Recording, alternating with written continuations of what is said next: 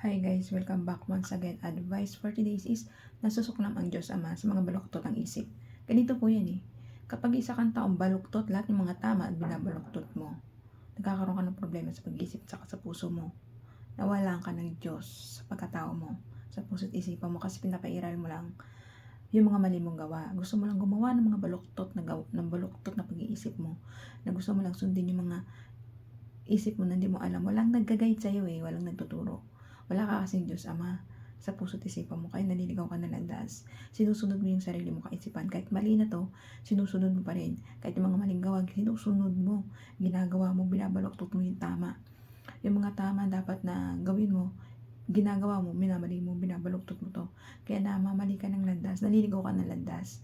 Pero kapag once may isa kang dyan sa puso't isipan mo, tinatanim mo yung mga utos ng ating Diyos Ama sa puso't isipan mo, mas magiging matuwid ang landas mo, mas mapapabuti ang kinabukasan mo, mas magiging maayos ang buhay mo, mas magiging maayos ang pakikisama mo sa ating mga kapatid na kapatao natin.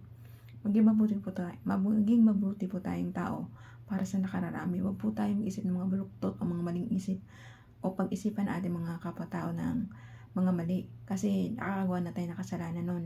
Once mag-isip ka pa lang na hindi maganda sa kapatao mo, nagkakasala na po tayo. Ang pag-isip ng mga mali ang masasama sa ating kapatao, nagdudulot yan ng kasawian sa ating kaluluwa.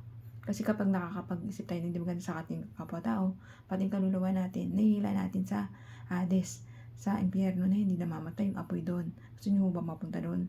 Kung ayaw nyo mapunta doon, pues, lagi po natin, magdasal po tayo parati. Ipasok sa isip natin, sa puso't isipan natin, mga utos na ating Diyos Ama, na dapat natin sundin at tuparin. Huwag po natin baluktutin yung mga mali nating na pag-iisip sa tamang katotohanan. Doon lang po tayo sa tama. Yung isip nyo ay baluktot, ay dasal-dasal din po kapag may time. Tapos manalig ka, manampalataya ka, at bumalik loob sa ating Diyos Ama, lumikha na nasa langit. Pagsisihan mo lahat ng mga kasalanan mo, papatawarin ka ng ating Diyos Ama, Diyos Anak, at Diyos Espiritu Santo. Ang ating Diyos Anak ang siyang nagligtas sa atin sa mga kasalanan natin. Once magsisi ka sa mga kasalanan mo at magbago ka at maglingkod ka sa ating Diyos Ama, ayan ay diretso na yan papunta sa kaligtasan ng kaluluwa mo. Magsisi ka ng buong puso't kaluluwa mo at gumawa ng mga kabutihan dito sa mundong ito habang may oras ka pa, habang may panahon ka pa para magbago. Binibigyan po tayo ng ating Diyos Ama na magbago sa mga kasalanan gawa natin.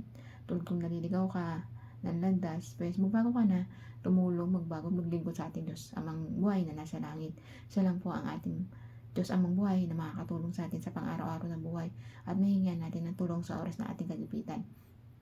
Basta maging faithful ka lang sa Kanya at siya lang dapat mong sabayan at purihin at wala nang iba.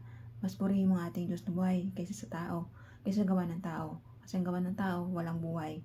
Wala kahit anong hilingin mo, walang walang matutupad. Pero pagka may pananalig ka sa ating Diyos Amang buhay na nasa langit, lahat ng mga kahilingan mo, hiniling mo, karamdaman mo, o pangarap mo sa buhay at gusto mong matupad, ay hidalangin lang po natin sa ating nag-iisang Diyos Amang buhay na makapangyarihan sa lahat. Ang Diyos Ama natin nasa taas na hindi natutulog, lagi nang nakabantay at nakaagapay sa atin. Lalong-lalo na ang kanyang anak na si Jesus Christ na ating tagapagligtas ng ating mga kasalanan at ang Diyos Espiritu Santo na palaging gumagabay sa atin sa pang-araw-araw nating buhay at para hindi tayo mapahamak.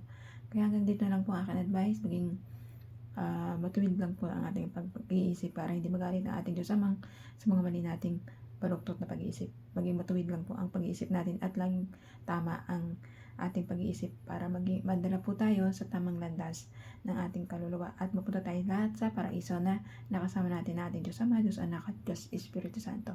Kaya hanggang dito na lang po aking advice. Ingat po tayong lahat and God bless.